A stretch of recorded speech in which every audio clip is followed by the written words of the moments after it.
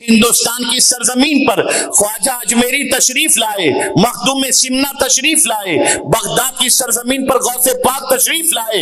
یہ درد تھا، جو درد بکھری ہوئی امت اور بھٹکی ہوئی امت کو سنوارنے کے لیے جس سرمایے کی ضرورت تھی علم کی، اس علم کے حصول کے لیے نکلے، اور اس کے بعد اس درد نے وہ کام دیا جس کی کوئی انتہا نہیں۔ وَعَلَىٰ آلِكَ وَأَصْحَابِكَ يَا حَبِيبَ اللَّهِ صلی اللہ تعالی علیہ وسلم۔ میں دل کی اتہ گہرائیوں سے حضور معین المشائخ اور دارالعلوم اشرفیہ غریب نواز کے جملہ اساتذہ، مدرسین، طلباء، فارغین اور معاونین کو ہدیہ تبریک پیش کرتا ہوں کہ انہوں نے اپنی کاوشوں سے آج قوم کو کئی حفاظ عطا فرمائے، جن سے قرآن سن کر سیکھ کر امت مسلمہ اپنے قرآن کے علم کی پیاس کو بجھانے کی کوشش کرے گی۔ یقیناً اس وقت حضور معین المشائخ اس جلسے میں تشریف فرما نہیں، لیکن کل ہی مدینہ منورہ سے فون پر ان سے بات ہوئی تو حضرت نے مجھے جو آج گفتگو کرنے کا حکم عطا فرمایا ہے وہ نوجوانوں سے متعلق کچھ باتیں پیش کرنے سے متعلق مجھے فرمایا۔ میں چاہوں گا کہ مختصر سے وقت کے اندر کچھ مفید باتیں آپ کی سماعتوں کے حوالے کر سکوں۔ اس سے پہلے کہ میں کچھ مفید باتیں آپ کی سماعتوں کے حوالے کروں، میں بچوں سے متعلق اور ان حضرات سے بھی گزارش کروں گا جو موبائل مجمع میں بیٹھ کر بے خوف و خطر موبائل سے بات کرتے ہیں اور یہ تصور کرتے ہیں کہ ہماری مرضی ہم جو چاہیں کریں، کیسا بھی جلسہ چلتا ہو، تو گزارش کرتا ہوں تھوڑی دیر صبر کر لیجئے اور ہمتن گوش ہو کر گفتگو کو سماعت فرمانے کی زحمت گوارا فرمائیے۔ جوان قوم کا سب سے بڑا سرمایہ ہوتا ہے۔ بے شک کسی بھی قوم کو کامیابی اور ناکامی کی حیثیت سے دیکھنا ہو تو سب سے پہلے یہ دیکھا جاتا ہے کہ اس قوم کے نوجوان کیسے ہیں۔ جس قوم کے نوجوان کے پاس علم کی دولت ہو، کردار کا سرمایہ ہو، اخلاق کی فراوانی ہو، نگاہوں کا تقدس ہو، سمجھ لینا چاہیے کہ اس قوم کو دنیا کی کوئی طاقت مٹا نہیں سکتی۔ لیکن جس قوم کا نوجوان آوارگی کی دہلیز ہی پر نہیں بلکہ آوارگی کے دلدل کے اندر ڈوب گئے ہو جس قوم کے نوجوان، اس قوم کو ترقی کی شاہراہ پر گامزن ہونا نہایت ہی مشکل ہے۔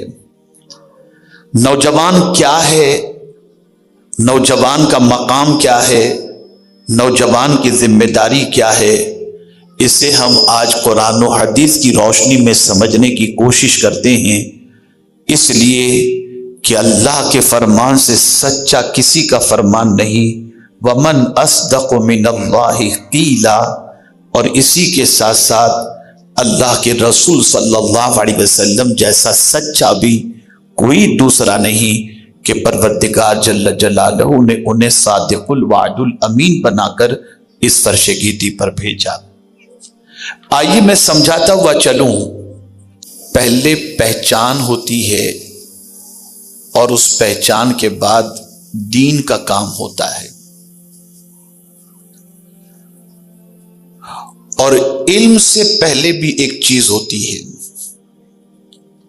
اور عمل سے پہلے بھی ایک چیز ہوتی ہے، جسے ہم سیرت کی روشنی میں سمجھنے کی کوشش کرتے ہیں۔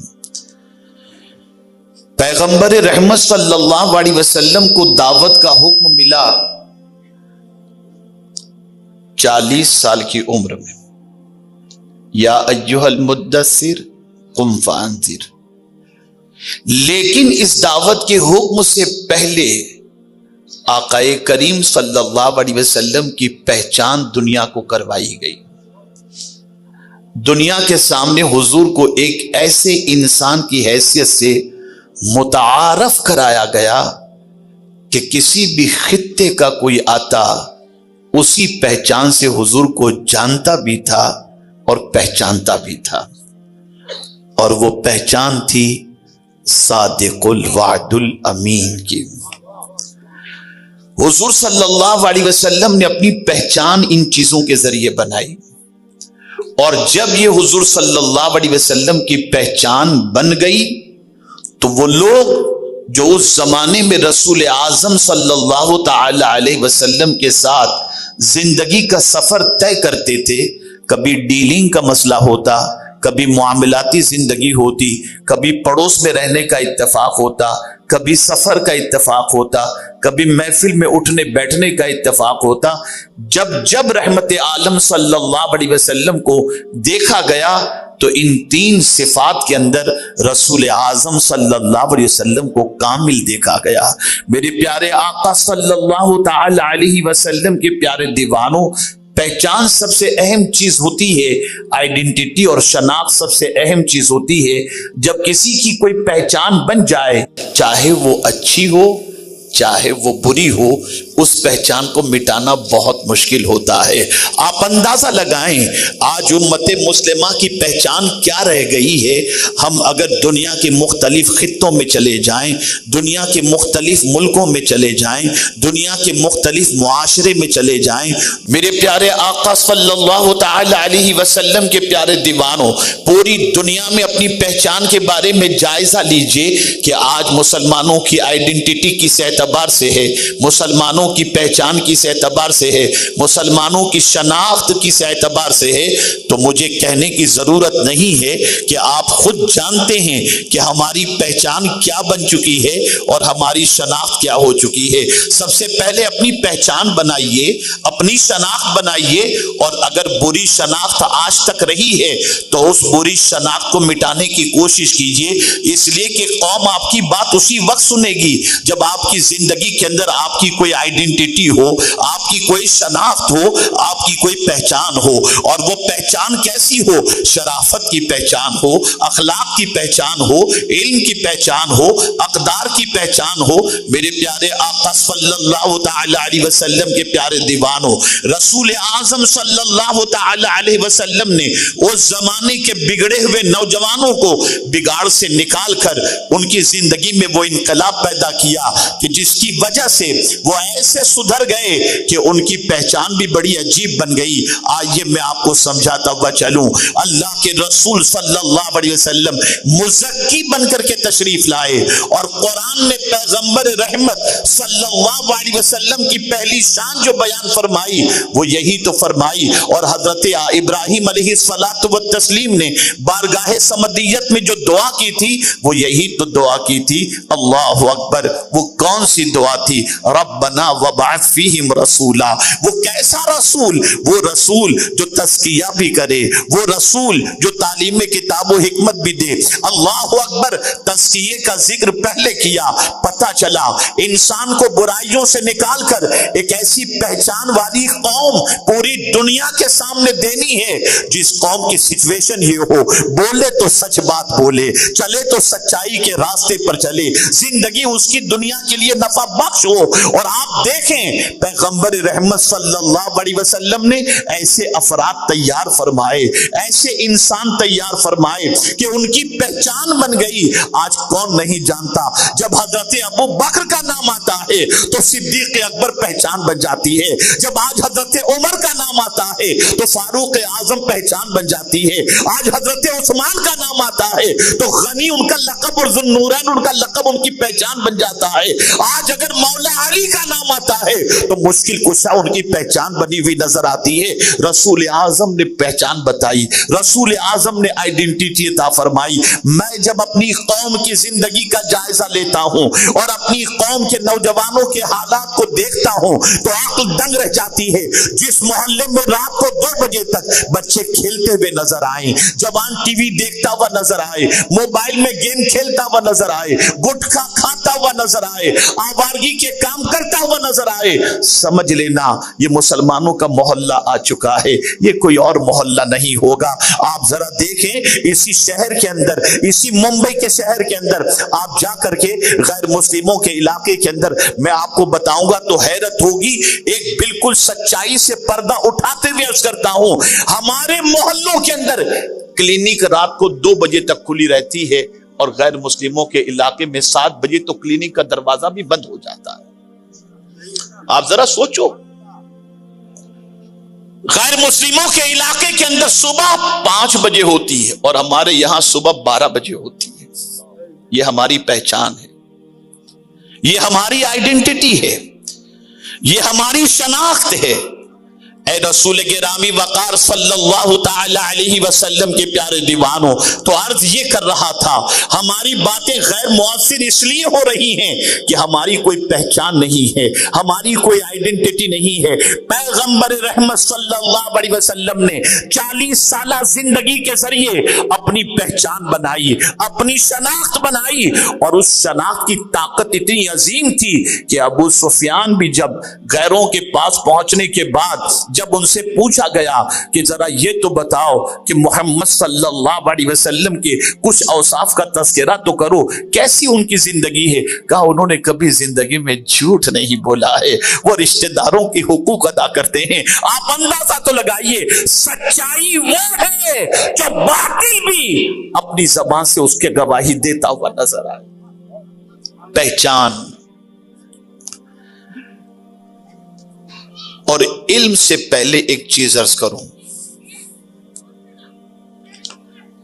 मेरे प्यारे आका सल्लल्लाहु ताला अलैहि वसल्लम के प्यारे दीवानों, इल्म से पहले एक चीज है और वो है दर्द।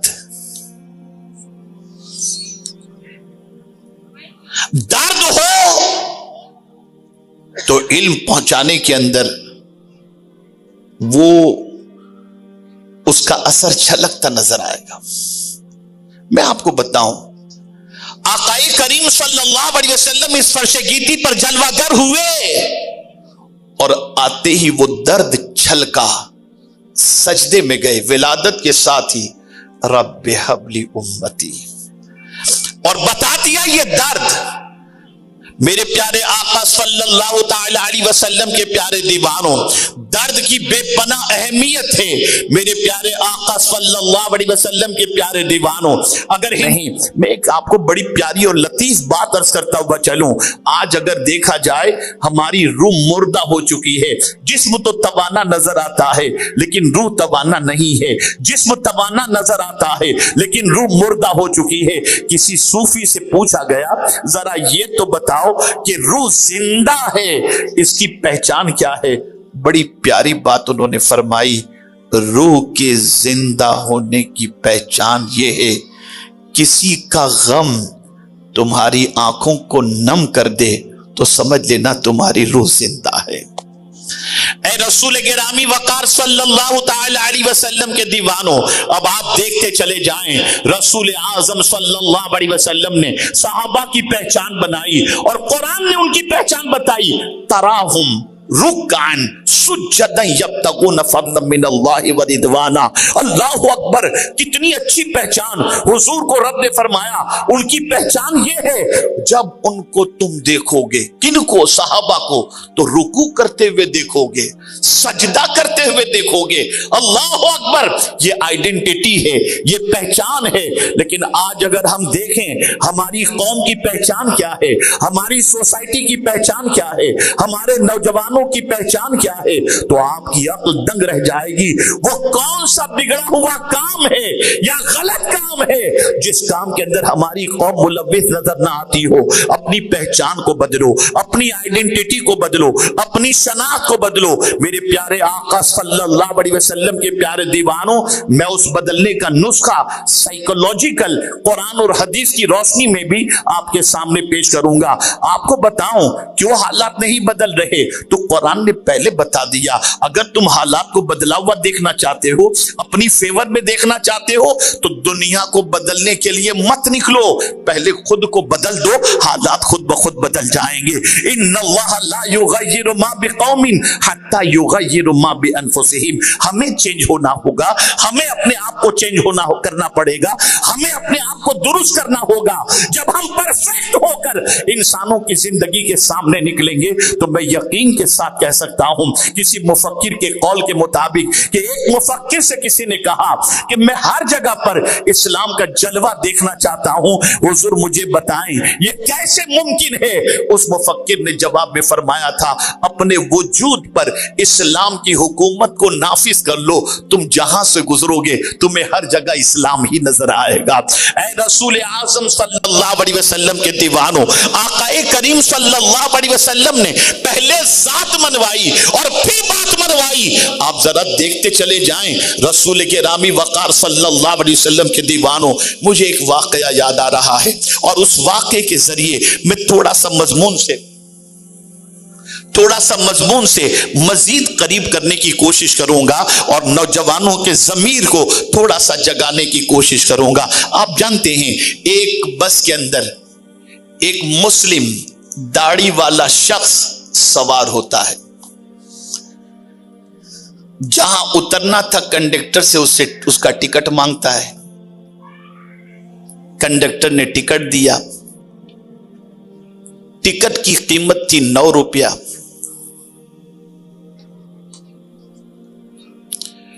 टिकट की कीमत थी 9 रुपया। उस मुस्लिम मुसाफिर ने कंडक्टर को 10 रुपये दिए। कंडक्टर गैर मुस्लिम था, उसने उस मुसलमान को 2 रुपये लौटाए जबकि 1 रुपया लौटाना था।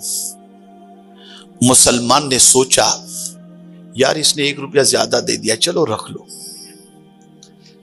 लेकिन जैसे ही जहां उतरना था वो स्टॉप उसका करीब आया तो अंदर से ज़मीर ने मलामत की, 1 रुपये में तेरा क्या होगा, 1 रुपये में तेरा क्या होगा। इसी शशोपंज में था कि उसका स्टॉप आया और उसने कंडक्टर को 1 रुपया ये कहते हुए लौटाया कि गलती से 1 की बजाय तुमने 2 रुपये मुझे अता कर दिए थे। अब सुनिए कंडक्टर का जवाब।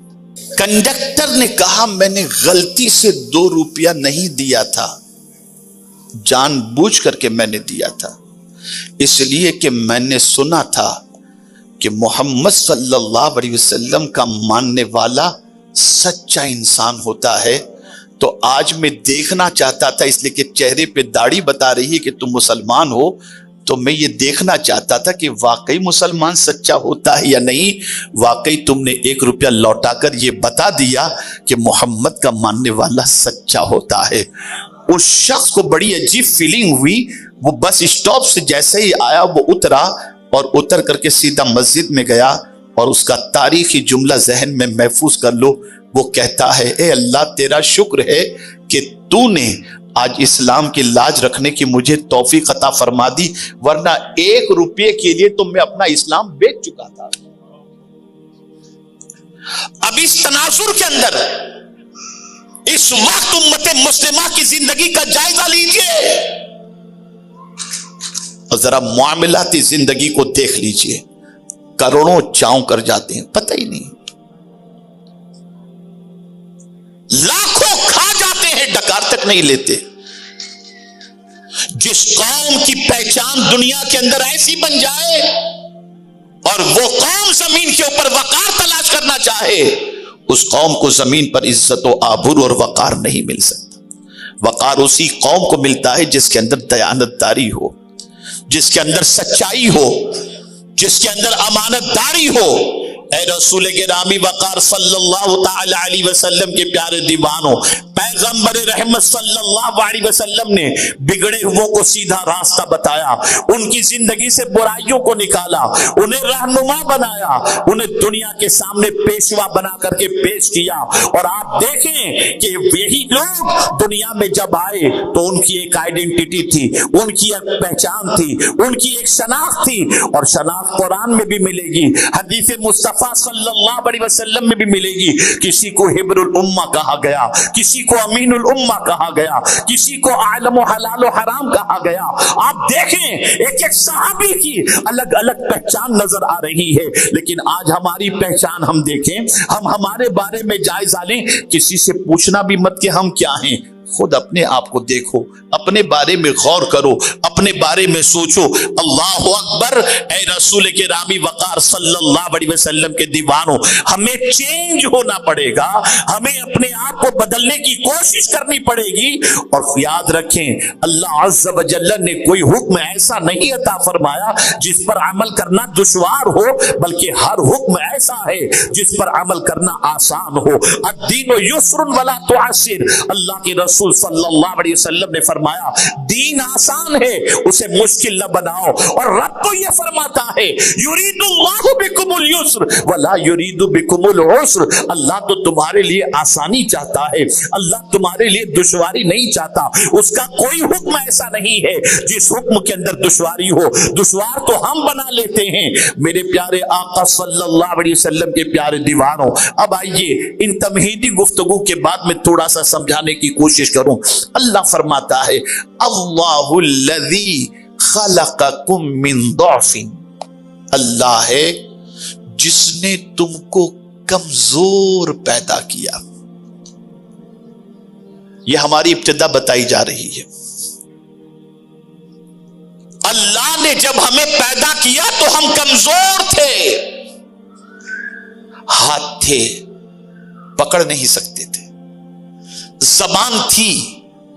हमारे बचपने के बारे में गौर कीजिए। एक पैदा होने वाले बच्चे को देखिए, उसके 2 हाथ होते हैं, 2 पैर होते हैं, जबान होती है, सब कुछ होता है, लेकिन न खड़ा रह सकता है, न चल सकता है, भूख लगे तो बोल भी नहीं सकता, रोता है। वो तो मां की ममता है जो समझ जाती है कि बच्चा भूख से रो रहा है या दर्द से रो रहा है। हाथ मौजूद लेकिन पकड़ नहीं सकते, पैर मौजूद लेकिन चल नहीं सकते, जबान मौजूद लेकिन बोल नहीं सकते। इतने कमजोर कि खुद से नहा भी नहीं सकते और खुद से कपड़े भी नहीं पहन सकते। इतने कमजोर। कौन है जिसने हमें ताकत अता फरमाई? तलाश करो उस जज़ाब को। रब फरमाता है, तेरी कमजोरी के बाद तुझे कुव्वत तेरे रब ने अता फरमाई। इस कमजोरी को उसने दूर किया, इस कमजोरी से उसने निकाला, इस कमजोरी से उसे बाहर किया। और फिर वही बच्चा जो चल नहीं सकता था, खड़ा होने भी लगा, चलने भी लगा, और उम्र की उस दहलीज पर पहुंचा कि दौड़ने भी लगा, खाने भी लगा, बोलने भी लगा। ऐ मुसलमानों, मैं तुमसे पूछना चाहता हूं, उस कमजोरी से निकाल कर ताकत किसने अता फरमाई? वो अल्लाह की जात है, वो माबूद बरहक की जात है, वो पालन हाले हकीकी की जात है। उसी जात के प्यारे हबीब सल्लल्लाहु अलैहि वसल्लम ने फरमाया, क्या खूब फरमाया, इग़तनिम खमसन क़ब्ल खमसिन। गनीमत जानो 5 चीजों से पहले 5 चीजों को। फायदा उठा लो 5 चीजों से पहले 5 चीजों से। वो 5 चीजें कौन सी है? तो हुजूर फरमाते हैं, शबाबक क़ब्ल हरमिक। बुढ़ापे से पहले अपनी जवानी से फायदा उठा लो, जवानी से फायदा उठाओ।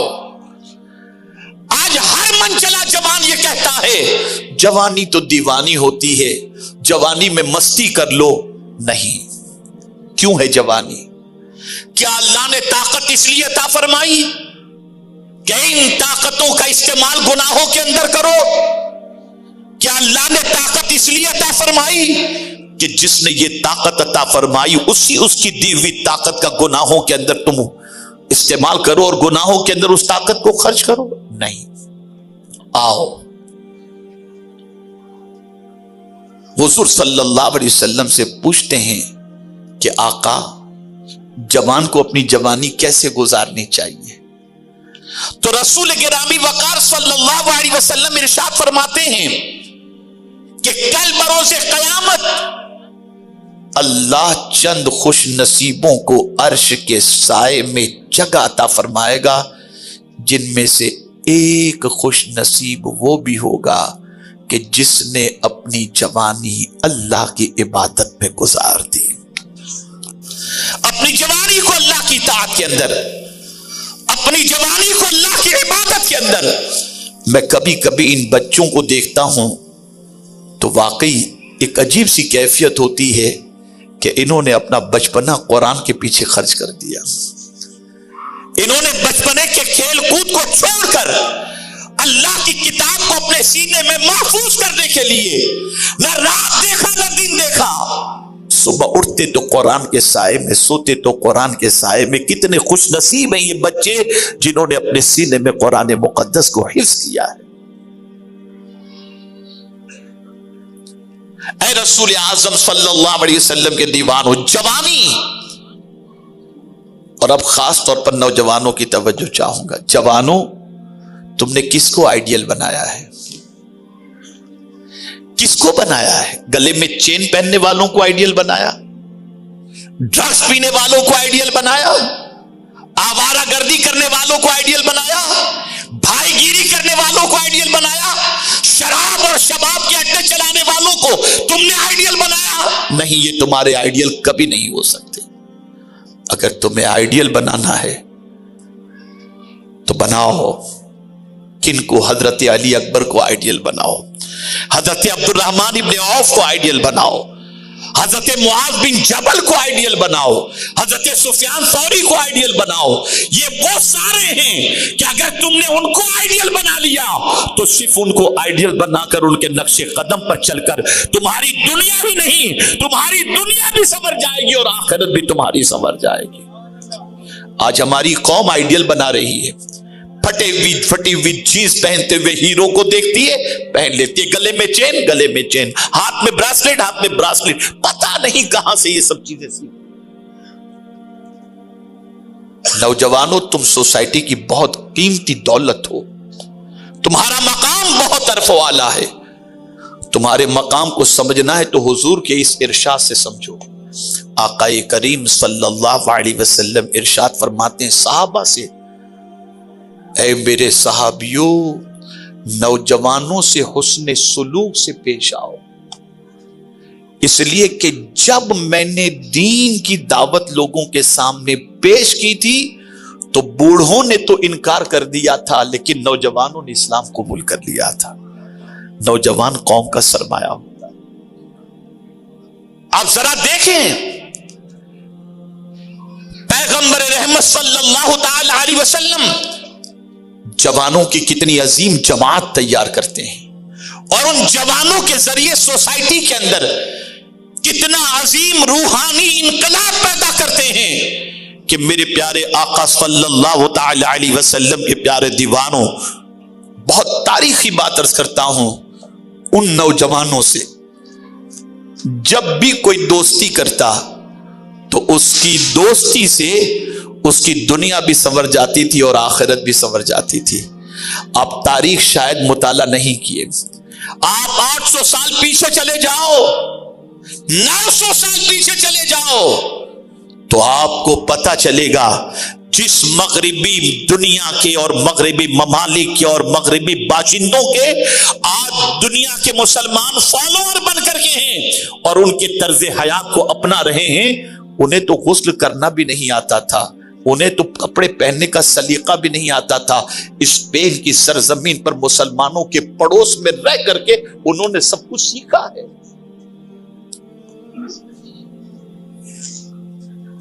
آپ ذرا دیکھو ان کی زندگی کو، تاریخ اٹھا کر دیکھو، وہ ہمارے اسلاف ہی تھے جن کے قریب رہ کر کے لوگوں کو جینے کا سلیقہ آتا تھا، بات کرنے کا سلیقہ آتا تھا، لباس پہننے کا سلیقہ آتا تھا، انداز گفتگو آتا تھا، انداز خورد و نوش آتا تھا۔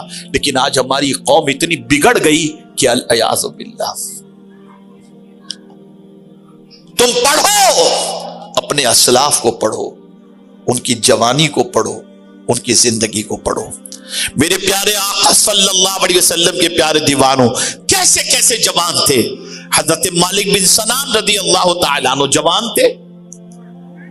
رسول اعظم صلی اللہ علیہ وسلم کے دندان مبارک شہید ہوئے اور جب لہو مبارک مصطفیٰ جان رحمت صلی اللہ علیہ وسلم نے عطا فرمایا کہ جا کر اسے دفن کر دو، تو حضرت مالک بن سنان رضی اللہ تعالیٰ عنہ نے اس لہو کو پی لیا، اس خون کو پی لیا. آقا کریم صلی اللہ علیہ وسلم کو جب پتہ چلا، قربان جائیے حضور کے ارشاد پر، فرماتے ہیں جس کسی کے جسم کے اندر موجود خون کے ساتھ میرا خون ملا ہوا دیکھنا ہو تو وہ مالک بن سنان کو دیکھ لے. حضرت سعد کی زندگی کو اٹھا کر کے دیکھو. غزوہ احد کے موقع پر حضرت ابی ابن کعب رضی اللہ تعالیٰ عنہ سے کہا گیا کہ ذرا سعد کی خبر لو، کہاں ہے سعد؟ جب تلاش کیا گیا تو حضرت سعد زخموں سے نڈھال موجود تھے. حضرت ابی ابن کعب رضی اللہ تعالیٰ عنہ نے پوچھا سعد کیا پوزیشن ہے؟ کہا بس ان قریب اپنے رب کی بارگاہ کے اندر حاضر ہو جاؤں گا. تو حضرت ابی ابن کعب نے حضرت سعد سے فرمایا تھا سعد کوئی پیغام ہو تو بتاؤ جو تمہارا پیغام میں قوم کو دے دوں. اللہ اکبر. حضرت سعد نے جواب میں فرمایا تھا کہ اے ابی ابن کعب میری قوم سے کہہ دینا کہ تمہارے ہوتے ہوئے اگر حضور کو کوئی تکلیف پہنچی تو قیامت میں تم منہ دکھانے کے لائق نہیں رہو گے. یہ لوگ تھے.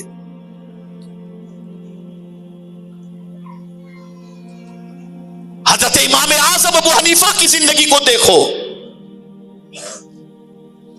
جب گلی سے گزر رہے تھے تو کسی نے کہا یہ وہی نعمان بن ثابت ہیں پوری رات چھت پہ کھڑے رہ کر کے عبادت کرتے ہیں.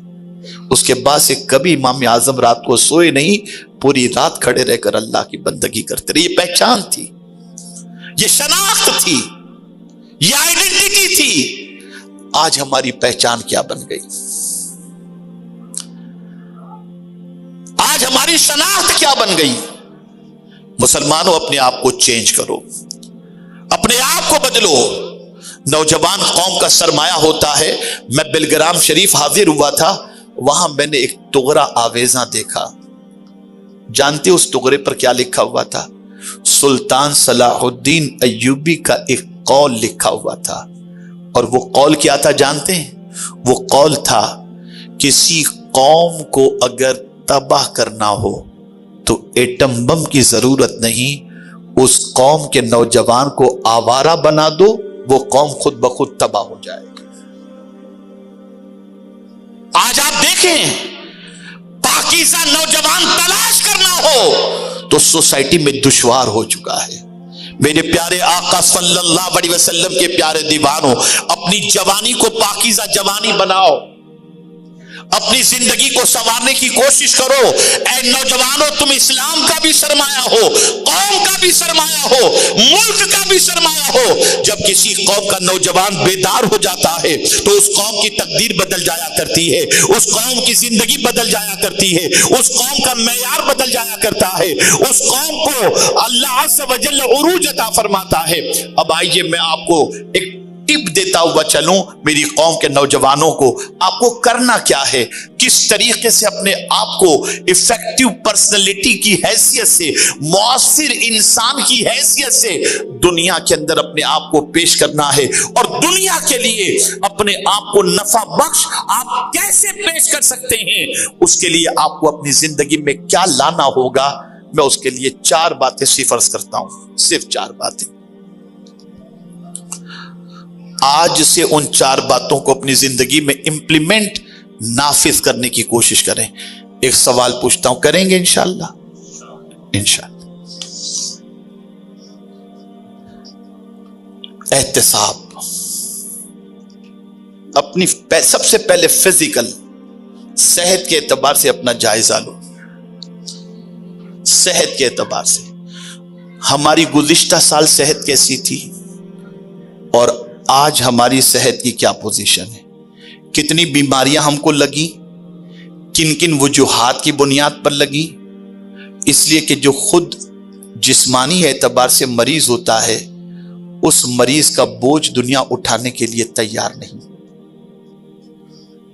اسی لیے رسول اعظم صلی اللہ علیہ وسلم کے شہر میں ایک طبیب پہنچا علاج کی غرض سے، 6 مہینے مدینے میں رہا، ایک بھی مریض نہ ملا۔ مدینہ چھوڑ کر جب وہ طبیب جانے لگا تو کسی نے پوچھا کیوں جا رہے ہو؟ کہا یہاں کوئی مریض آتا ہی نہیں میرے پاس، تو میں رہ کر کے کیا کروں گا؟ پھر اسی نے سوال پوچھا یہ کیا بات ہے، مدینے کے لوگ جلدی سے بیمار نہیں پڑتے؟ اب جملہ سنیے، اس شخص نے جو مدینے کا تھا اس نے کہا میرے آقا نے 2 باتوں کی تعلیم دی ہے جس پر عمل کرنے کی بنیاد پر ہم بیمار نہیں ہوتے ہیں، اور وہ 2 باتیں یہ ہیں کہ بھوک لگے تب کھانا کھاؤ، اور جب بھوک باقی ہو تو اپنے ہاتھ کو روک لو۔ اور آج ہم یہاں تک کھا لیتے ہیں اور اندر نہیں جاتا تو تھمس اپ کی اور 7 اپ کی ڈکار لگاتے ہیں کہ گھسو اندر۔ یہی وجہ ہے کہ ہمارے محلوں میں رات کے 2-2 بجے تک کلینک کھلی ہوتی ہے۔ صحت بہت بڑی دولت ہے۔ آقا کریم صلی اللہ علیہ وسلم نے ارشاد فرمایا کہ 2 نعمتیں ایسی ہیں جس سے لوگ غفلت کے شکار ہیں، ایک صحت اور دوسرا فراغت، یعنی فارغ اس کے پاس وقت ہے، انسان فری ہے۔ تو یہ 2 ایسی نعمتیں ہیں کہ ان 2 نعمتوں سے انسان غفلت کا شکار ہے کہ اس کے پاس فاضل وقت ہے، اس وقت کو وہ یوٹیلائز کرے، لیکن وہ یوٹیلائز کرنے کی بجائے ضائع کر دیتا ہے اور صحت کا استعمال صحیح طور پر نہیں کرتا۔ صوفیہ کے نزدیک کیا ہے معلوم ہے؟ جو دم غافل، یعنی آدمی جو ہے ایک سانس بھی اگر غفلت کے ساتھ نکالے، وہ لمحہ صوفیہ کے نزدیک جو ہے وہ کفر کا لمحہ کہا جاتا ہے۔ یہ صوفیہ کے نزدیک، یعنی ایک ایک سانس کے بارے میں تم غور کرو، اور اس سانس کے بارے میں، اور اس کا احساس حضور نے دلایا بھی۔ رسول اعظم صلی اللہ علیہ وسلم فرماتے ہیں جو سانس میری اندر جاتی ہے وہ سانس واپس لوٹے گی یا نہیں لوٹے گی یہ کوئی نہیں جانتا۔ ایک ایک سانس کی قیمت بتائی گئی، اور یہاں رات کی رات ختم ہو جاتی ہے، دن کے دن ختم ہو جاتے ہیں، سال کے سال ختم ہو جاتے ہیں، انسان کو کوئی فرق نہیں پڑتا۔ تو پہلی چیز اپنی صحت کے بارے میں غور کرو، پہلے خراب تھی اب درست کرو۔ کیسے درست ہوگی اس کے بارے میں غور کرو، کیا کھانا چاہیے کیا نہیں کھانا چاہیے، کس سے پرہیز کرنا چاہیے، کون سی چیزیں کھانا چاہیے، اس کے بارے میں غور کرو، اور اپنی صحت کو بہترین صحت بنانے کے لیے کوشش کرو۔ اس لیے کہ قرآن کے اندر بھی ہے کہ حضرت طالوت کے بارے میں جو کہا گیا تو قرآن نے کہا وَزَادَهُ بَسْطَةً فِي الْعِلْمِ وَالْجِسْمِ، وہاں بھی جسم کی بات آئی۔ تو توانا ہونا، صحت مند ہونا، یہ بہت بڑی دولت ہے۔ خود حضور دعا کرتے تھے اللہم انی اعوذ بک من العجز والکسل، سستی سے حضور پناہ مانگتے تھے۔ تو پہلی چیز اپنی فٹنس پر، یہ نہیں ہے آپ جم میں جا کر کے سب کچھ کریں، کھانے پینے پر احتیاط کریں، ایسی چیزوں کا استعمال کریں جس کی وجہ سے آپ کی صحت خراب نہ ہو۔ اسی لیے قرآن نے کہا وَلَا تُلْقُوا بِأَيْدِيكُمْ إِلَى التَّهْلُكَةِ۔ اب میں ان بندوں سے پوچھنا چاہتا ہوں جو گٹکھا کھاتے ہیں، جو تمباکو استعمال کرتے ہیں، جو سگریٹ پیتے ہیں، جو ڈرگس لیتے ہیں، انسٹالمنٹ کے اندر مرنے کا سامان وہ تیار کرتے ہوئے نظر آتے ہیں، اور گٹکھا کھانے والا منہ کے کینسر کے اندر گرفتار ہو جاتا ہے۔ چھوڑ دو ان ساری چیزوں کو۔ اگر بہترین انسان بننا ہے تو پہلی ٹپ یہ ہے صحت کے بارے میں خیال کرو۔ میرے پیارے آقا صلی اللہ علیہ وسلم کے پیارے دیوانوں، دوسری چیز انٹلیکٹ، اپنی فکری صلاحیتوں کے بارے میں اور علمی صلاحیتوں کے بارے میں سوچو۔ لاسٹ ایئر تمہارے پاس کتنا علم تھا اور آج تمہارے پاس کتنا علم ہے؟ گزشتہ سال تمہاری فکری صلاحیت کیا تھی اور آج تمہاری فکری صلاحیت کیا ہے؟ احتساب کرو، اس کا جائزہ لو، کتنا سوچنے لگے ہو، کتنا تم نے علم میں اضافہ کیا، تمہارے علم میں کتنی بڑھوتری ہوئی، اس کا جائزہ لو۔ तुम आलमी सतह पर क्या देखने लगे, तुम दुनिया के हालात को कितना जानने लगे, तुम इंसानों को कितना परखने लगे। ये सारी चीजों की सलाहियत ये इंटेलेक्ट है। जब तक कि तुम्हारे अंदर ये सलाहियत के एहतसाब का जज्बा पैदा नहीं होगा और इसको तुम अपग्रेड नहीं करोगे, तुम इस काबिल नहीं बन सकते कि तुम मुआशरे के अंदर एक मुफीद इंसान की हैसियत से अपने आप को साबित कर सको। अपनी फिक्री सलाहियतों को और इल्मी सलाहियतों को माजी के सामने रखकर अगर आप देख रहे हैं कि दुनिया बहुत तरक्की कर चुकी है, आप पीछे हैं, आप अपनी सलाहियतों में वक्त खर्च करें, अपने अंदर मजीद सलाहियतें पैदा करें। और अब तो दौर बदल चुका है। पहले सरमाएदार आज से 50 साल पहले वो होता था जिसके पास जमीन ज्यादा हो तो कहते थे ये जमींदार है, वो सरमाएदार समझा जाता था। उसके बाद एक इंडस्ट्रियल मामला आया, जिसके पास फैक्ट्री ज्यादा हो वो बड़ा मालदार। लेकिन अब दौर बदल चुका है, जिसके पास डेटा ज्यादा हो वो सबसे बड़ा मालदार। एलन मस्क का मामला देख लीजिए, वो दुनिया का मालदार है, वजह यह कि उसके पास डेटा सबसे ज्यादा है। आप और हम समझते हैं व्हाट्सएप फ्री के अंदर हमको इस्तेमाल करने मिलता है। आप थोड़ा सा गौर कीजिए, ये फ्री वाला मसला नहीं है, या आपका डेटा लेकर के वो मालदार बन रहे हैं, वो सरमाएदार बन रहे हैं।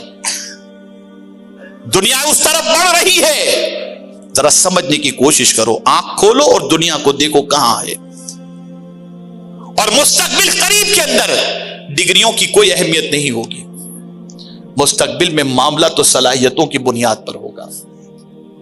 और मॉडर्न टेक्नोलॉजी के अंदर, आईटी की फील्ड के अंदर जिसके पास सलाहियतें होंगी, दुनिया उसको सलाम भी करेगी और उसको अपनी जरूरत भी महसूस करेगी। वरना याद रखिएगा, आने वाले दिन, आने वाले अय्याम बेरोजगारी को दावत देने वाले अय्याम हैं। इंसानों की कद्र इतनी घट जाएगी जिसकी कोई इंतहा नहीं। और आप देख सकते हैं, बहुत ज्यादा दूर जाकर के नहीं, आप सिर्फ टोल टैक्स पर ही देख लीजिए, टोल नाके पर, कि पहले वहां 10 आदमी मुलाजिमत करते थे, अब आपको एक आदमी मिलेगा। फास्ट टैग से गुजर गए, सब मामला खत्म, आदमी बेरोजगार। मशीनों का दौर चल रहा है। जरा गौर करो, कहां हो आप? गुटखा, तंबाकू, बीड़ी, सिगरेट, इसी में लगे हुए हो। क्या कर रही है दुनिया? तुम्हें कहां ले जा रही है? और दुनिया का निजाम कितनी तेजी के साथ बदल रहा है, तुम्हें इसका एहसास नहीं, तुम्हें इसका इदराक नहीं। सोचो, इंटेलेक्ट, अपनी फिक्री सलाहियतों को मजबूत करो, अपनी इल्मी सलाहियतों को मजबूत करो। पहले कुछ नहीं आता था, अब आगे बहुत कुछ सीखने के लिए वक्त निकालो। और ये ना समझ लो कि हमने बहुत कुछ सीख लिया, अब हमें सीखने की जरूरत नहीं। अगर कंप्लीट इल्म आपके पास हो जाता, आ जाता, तो कभी हुजूर ये न फरमाते कि मां की गोद से लेकर कब्र की गोद तक इल्म हासिल करो। हजरत इमाम अबू यूसुफ रज़ियल्लाहु ताला अन्हु बिस्तरे मर्ग पर थे, रूह जिस्म से निकलने के करीब थी कि उनके मुआसिरीन में से एक बुजुर्ग तशरीफ लाए मिजाज पुरसिश के लिए। कहा, अबू यूसुफ कैसे हो?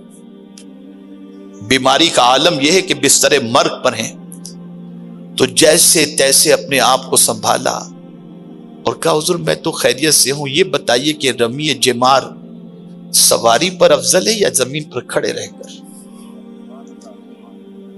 वो बुजुर्ग फरमाते हैं, अबू यूसुफ तुम्हारी हालत तकरार की नहीं है, मुज़ाकिरे की नहीं है। इतने कमजोर हो चुके हो, उसके बाद भी तुम इल्मी मुज़ाकिरा कर रहे हो। इमाम अबू यूसुफ पूरी ताकत के साथ बैठ गए और कहा, क्या करूं, मेरे नबी ने कहा था मरते दम तक इल्म हासिल करते रहना, तो सोच रहा हूं मरते मरते भी कुछ सीख करके मरूं। ये शौक था इल्म का, ये शौक था इल्म का। मां की गोद से लेकर कब्र की गोद तक इल्म हासिल करते रहे। मुझे याद है हुजूर सैयदुल उलमा अलैहिर्रहमा का एक कौल, किसी ने पूछा था कि एक आलिम को रोजाना कितने सफ़हात का मुताला करना चाहिए, तो हुजूर सैयदुल उलमा अलैहिर्रहमा ने फरमाया था कम से कम 200 सफ़हात। ये हुजूर सैयदुल उलमा अलैहिर्रहमा का कौल। तो इंटेलेक्ट, आओ अपनी सलाहियतों को उजागर करो, आओ इल्म के रास्ते के ऊपर मेहनत करो और जिहालत چیزوں سے نکل کر علم کی شاہراہ پر گامزن ہو جاؤ۔ تیسری چیز ایموشن، جذبات۔ یہ دیکھو کہ پہلے کس سے رشتے خراب تھے، کتنوں سے ہم نے گزشتہ سال رشتہ توڑا، کتنے اپنے خاندان والوں سے ہم نے جھگڑا مولا، کتنے پڑوسیوں کے ساتھ ہم نے تعلق خراب کیے۔ بس اس تعلق کو جوڑنے میں لگ جاؤ، اس تعلق کو جو خراب تھے اس کو درست کرنے میں لگ جاؤ، تاکہ تمہاری توانائی انتقام کی طرف نہ ہو، تم اپنی توانائی کو تعمیر کے پیچھے خرچ کر سکو۔ اس لیے کہ جب اختلاف ہوتا ہے تو آدمی اپنی توانائی مد مقابل کو زیر کرنے اور شکست دینے کے لیے استعمال کرتا ہے، لیکن جب درگزر کر کے صلح کر لیتا ہے تو توجہ کام کی طرف بڑھ جاتی ہے۔ اسی کو قرآن نے کہا خذ العفو وامر بالعرف واعرض عن الجاہلین، معافی کو اختیار کرو۔ اور یہ بات یاد رکھنا، پیغمبر رحمت صلی اللہ علیہ وسلم نے ارشاد فرمایا، معاف کرنے والے کو اللہ تعالیٰ کبھی ذلیل نہیں کرتا، معاف کرنے والے کو اللہ عزت عطا فرماتا ہے۔ اور اس رشتے کو جوڑنے ہی کے لیے شب برات آتی۔ آپ ذرا سوچو، بنی کلب کی بکریوں کے بالوں کی تعداد کے برابر جس یا اس سے زیادہ جن لوگوں کی اللہ شب برات میں مغفرت فرماتا ہے، اس رات کینہ رکھنے والے کی مغفرت نہیں فرماتا جب تک کہ وہ آپس میں صلح نہ کر لیں۔ اسلام جوڑنے کے لیے آیا، توڑنے کے لیے نہیں۔ ایک مومن دوسرے مومن کے ساتھ صلح کر لے۔ اعلی حضرت عظیم البرکت امام عشق و محبت کے حوالے سے حضور صدر الشریعہ علیہ رحمہ فرماتے ہیں کہ 14 شعبان کے آنے سے پہلے اعلی حضرت لوگوں کو اپنے گھروں پر بلاتے اور فرماتے تم ایک دوسرے کو معاف کرو تاکہ خدا تم کو معاف فرمائے۔ یہ امام عشق و محبت کا طرز عمل تھا۔ اور یہ بھی سن لو، اگر کوئی معافی مانگنے آئے اور سامنے والا اکڑ جائے تو اکڑنے والے کو یہ بات ذہن میں رکھنی چاہیے کہ پیغمبر رحمت صلی اللہ علیہ وسلم نے فرمایا، معاف نہ کرنے والا شخص کل بروز قیامت میرے حوض کوثر پر نہ آئے۔ اگر دینی معاملہ نہیں ہے، دنیاوی معاملہ درگزر کرو، لیٹ گو کرو، معاف کرو۔ تو تیسری چیز ہے ایموشن، جذبات، تعلقات، اس کو درست کرو۔ آپ کے اگر کسی سے خراب تھے اس کو درست کر لو۔ اور چوتھی چیز ہے اسپریچولیٹی، روحانیت۔ ایک انسان کو اچھا انسان بننے کے لیے، ایک جوان کو بہترین نوجوان بننے کے لیے یہ 4 چیزیں اس کی زندگی میں ضروری ہیں۔ میرے پیارے آقا صلی اللہ علیہ وسلم کے پیارے دیوانوں، روحانیت سے مراد کیا ہے؟ تصوف سے مراد کیا ہے؟ کیا صرف نماز، روزہ، حج و زکات؟ تو ایک جملے میں اس کا جواب دے دو، ایک جملے میں، اور وہ جملہ ہے ہمیشہ یہ غور کرو پرپز آف کریشن کہ اللہ نے ہم کو کیوں پیدا کیا ہے۔ بس ہمارے وجود، ہماری تخلیق کا مقصد کیا ہے؟ تو میں ایک شاعر کے شعر کی روشنی میں عرض کر دوں، جہاں سے میں نے ابتدا کی تھی اسی طرف آ جاتا ہوں۔ درد دل کے واسطے پیدا کیا انسان، ورنہ طاعت کے لیے کچھ کم نہ تھے کرو بیان۔